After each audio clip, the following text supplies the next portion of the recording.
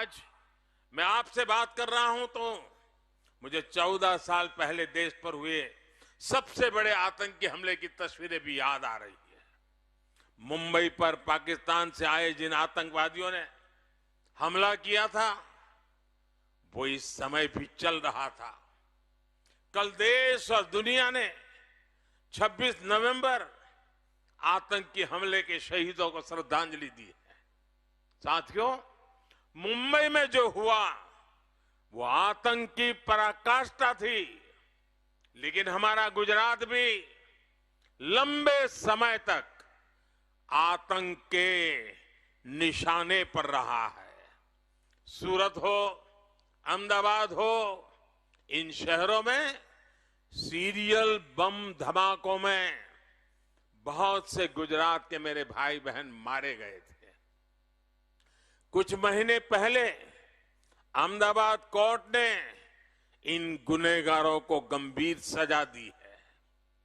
गुजरात चाहता था कि आतंक का ये खेल खत्म होना चाहिए। भाजपा सरकार ने यहां गुजरात में आतंक के स्लीपर सेल पर बड़ी बारीकी से कार्रवाई की।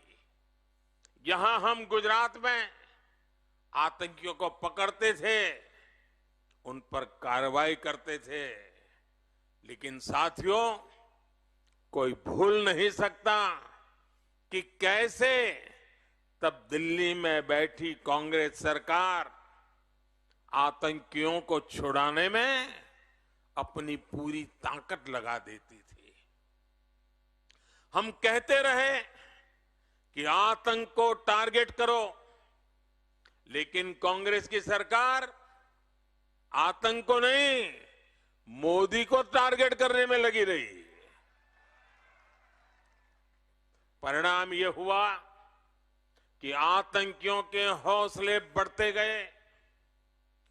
देश के हर बड़े शहर में आतंकवाद सिर चढ़कर बोलने लगा। आप याद करिए, दिल्ली में जब बाटला हाउस एनकाउंटर हुआ तो कांग्रेस के नेता आतंकियों के समर्थन में रोने लगे, रोने। कांग्रेस आतंकवाद को भी वोट बैंक की नजर से देखती है, तुष्टीकरण की दृष्टि से देखती है। और सिर्फ कांग्रेस ही नहीं है, अब तो ऐसी भांति भांति के दल पैदा हुए हैं। ये दल भी शॉर्टकट की राजनीति में यकीन करते हैं। उनको तो सत्ता की भूख भी जरा तेज है। वो वोट बैंक की राजनीति करने पर उतारू हैं, अपीजमेंट, तुष्टीकरण के पॉलिटिक्स में इंटरेस्टेड हैं। कुछ लोगों को बुरा न लग जाए, अपनी वोट बैंक को दिक्कत न हो जाए, इसलिए भयंकर से भयंकर आतंकी घटना के बावजूद भी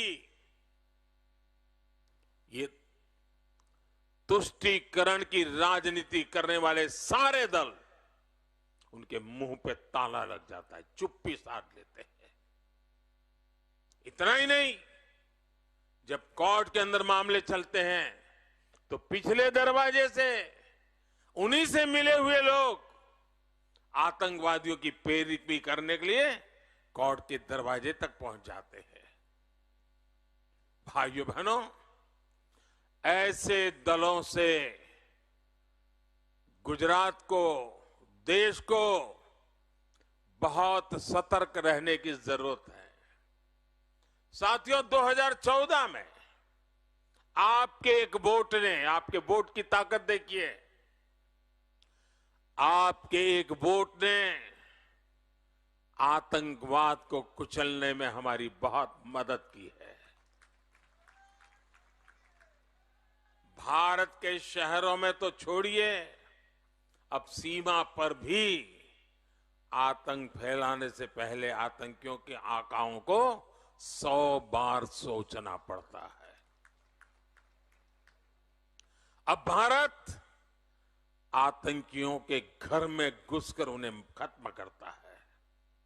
लेकिन कांग्रेस हो या वोट बैंक के भूखे कुछ दल, ये लोग सर्जिकल स्ट्राइक पर भी सवाल उठाते हैं, हमारी सेनाओं के सामर्थ्य पर भी सवाल उठाते हैं। भाइयों और बहनों, दुनिया में हम देख रहे हैं कि जिस भी देश ने आतंकवाद को हल्के में लिया, वो आतंक के चंगुल में फंस गया। आतंक की विचारधारा गई नहीं है, कांग्रेस की राजनीति भी नहीं बदली है, और कांग्रेस के सिक्कर के छोटे छोटे नए नए दल भी वोट बैंक की राजनीति के अंदर उलझ गए हैं। वोट बैंक की राजनीति जब तक रहेगी, तब तक आतंक का खतरा बना रहेगा। ये भाजपा की डबल इंजन सरकार है, जो आतंक पर लगाम लगाने के लिए लगातार काम कर रही है। हमें गुजरात को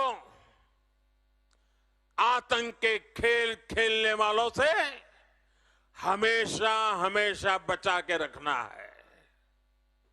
रखना है कि नहीं रखना है? रखना है कि नहीं रखना है? गुजरात की जिस पीढ़ी ने कर्फ्यू तक नहीं देखा, 20-25 साल के नौजवानों ने कर्फ्यू नहीं देखा है। जिन नौजवानों ने कर्फ्यू तक नहीं देखा है, मुझे उनको भी बम धमाकों से बचाना है। और ये काम कौन कर सकता है भाइयों? ये काम कौन कर सकता है? ये काम कौन कर सकता है? ये काम कौन कर सकता है?